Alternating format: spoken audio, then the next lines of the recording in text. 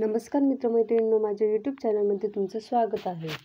गुरुप्रतिपदा ही प्रतिपदा का साजरी केली जाते, कशी साजरी केली जाते, तसंच या दिवशी भक्तगण कोणती सेवा करू शकता, चला जाणून घेऊया. माघ कृष्ण प्रतिपदा या तिथीला श्री गुरुप्रतिपदा असंही म्हटलं जातं आणि याचं कारणही तसंच आहे. भगवान श्रीहरी गुरुदत्तांचे द्वितीय अवतार श्री नृसिंह सरस्वती स्वामी महाराजांनी याच पावन तिथीला शैल्यगमन केलं होतं. प्रतिपदा या दिवशी नृसिंह स्वामी महाराज कर्दळी वनात गुप्त झाले. निर्गमनास जाताना स्वतःच्या पादुका स्वामींनी श्री क्षेत्र गाणगापूर येथे सेवेकरता ठेवल्या. गुरुप्रतिपदेचा उत्सव श्री क्षेत्र गाणगापूरला खूपच भव्य दिव्य स्वरूपात साजरा होतो. अगदी देशाच्या कानाकोपऱ्यातून अनेक उपासक, संन्यासी आणि भक्त मोठ्या प्रमाणात इथे दर्शनाला येतात. श्रीचरणी अभिषेक, पूजा, नैवेद्य, पालखी अशा सेवा करतात. देववाडी सोडून निघाल्यानंतर दुःखी झालेल्या 64 योगिनींची समजूत घालताना स्वामी महाराज म्हणतात की जे कोणी भक्त तुम्हा योगिनींसह आमच्या मनोहर पादुकांची मनोभावे पूजा करतील, सेवा करतील, त्यांना इच्छित गोष्टी नक्की मिळेल. भगवान नृसिंह सरस्वती स्वामी महाराज शैलगमनापूर्वी आपल्या भक्तांना अभय वचन देताना म्हणतात, कल्पवृक्षा ते पूजोन यावे आमचे जेथस्थान, पादुका ठेवितो निर्गुण, पूजा करावी मनोभावे. भगवान नरसिंह सरस्वती महाराजांनी कृष्णा तीरावर श्री क्षेत्र औदुंबर येथे एक चतुर्मास वास्तव्य झाल्यावर आपल्या विमल पादुका स्थापन करून वाडीला गमन केले होते. श्री क्षेत्र नरसिंहवाडी येथे 12 वर्षे राहिल्यावर अनेक लीला केल्यानंतर त्यांनी तेथून अश्विन कृष्ण द्वादशीला श्री गुरु द्वादशीच्या मुहूर्तावर आपल्या मनोहर पादुका स्थापन करून गाणगापूर येथे प्रयाण केले. गाणगापूर येथे 24 वर्षे वास्तव्य करून माघ कृष्ण प्रतिपदेच्या पावन तिथीला निर्गुण पादुका स्थापन करून ते लौकिकार्थाने श्रीशैल्य मल्लिकार्जुन क्षेत्री जाऊन अदृश्य झाले. गुरु प्रतिपदेला मोठ्या संख्येने भक्त भाविक गाणगापूरमध्ये येतात आणि स्वामींच्या पादुकांचं दर्शन घेतात. पण सगळ्यांनाच या दिवशी गाणगापूरला जाणं शक्य नसतं.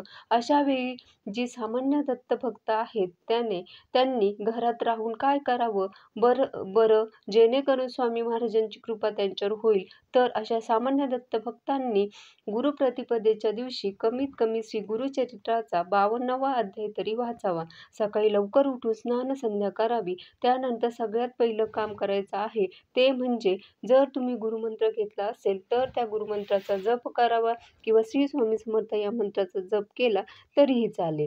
आणि त्यानंतर श्री गुरुचरित्राचा 52वा अध्याय वाचावा आणि आपली ही छोटीशी सेवा श्री गुरुदत्तांच्या चरणी अर्पण करावी. श्री नृसिंह सरस्वती हे दत्तगुरूंचे तिसरे आणि श्रीपाद श्रीवल्लभांचे उत्तर अवतार. तेच पुढे श्री अक्कलकोट स्वामी समर्थ म्हणून प्रसिद्ध पावले. श्री नरसिंह सरस्वती दत्त उपासनेचे संजीवक होते. श्री नरसिंह सरस्वतींचा अवतार शके 1300 ते 1380च्या काळात झाला. श्री गुरुचरित्र हा वेदतुल्य ग्रंथ असून श्री नरसिंह सरस्वती गुरुचरित्राचे चरित्र नायक आहेत. श्री गुरुचरित्र सर्व मनोकामना पूर्ण करणारा चिंतामणीच आहे. करंज नगरातील ब्राह्मणाची कन्या सुकन्या अंबा यांचा विवाह माधव नावाच्या शिव उपासक तरुणाशी झाला. पौष शुद्ध द्वितीयेला शनिवारी मध्यान्ही त्यांच्या पोटी श्री नरसिंह सरस्वती महाराजांनी सुपुत्र रूपाने जन्म घेतला. जन्मानंतर ते बाळ रडलेच नाही. ओंकाराचा जप करू लागले. तेव्हा ज्योतिषांनी हा मुलगा साक्षात ईश्वर अवतार असल्याचं सांगितलं. हा मुलगा श्रीहरीप्रमाणे सर्व नरांचे पाप ताप दैन्य हरण करणारा होईल म्हणून याचे नाव नरहरी असे ठेवले. 7 वर्षांपर्यंत त्यांनी ओंकाराखेरीज कोणताच शब्द उच्चारला नाही. मात्र मुंजीचा बेट ठरला त्यावेळी बाळाने ऋग्वेदातील मंत्राचे स्पष्ट उच्चारण केले. यजुर्वेद, सामवेद म्हणून सगळ्यांना चकित केले. नंतर त्यांनी संन्यास दीक्षा स्वीकारली. श्रीकृष्ण सरस्वती स्वामींनीच त्यांना चतुर्थ आश्रमाची दीक्षा दिली. त्यांच्या हाती दंड दिला. त्यांचे श्री नरसिंह सरस्वती असे नूतन नामकरण केले.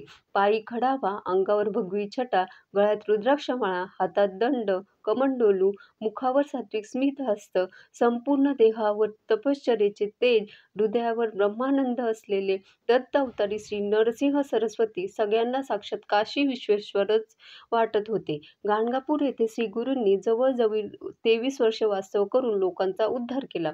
प्रदीर्घ काळ भक्त कार्य करून श्रीहरी नरसिंह सरस्वती महाराज अवतार समाप्तीची भाषा बोलू लागले. श्री सद्गुरू नरसिंह सरस्वतींच्या आज्ञेप्रमाणे निर्वाणाची तयारी करण्यात आली. केळीच्या पानावर फुलांचे आसन रचण्यात आले. गुरु रामाच्या घोषात ते आसन नदीच्या पाण्यात ठेवण्यात आले. श्री गुरूंनी त्यावर आरोहण केले. सर्व शिष्यांचे भक्तांचे अभिवादन स्वीकारून ते प्रवाहाच्या दिशेने मार्गस्थ झाले.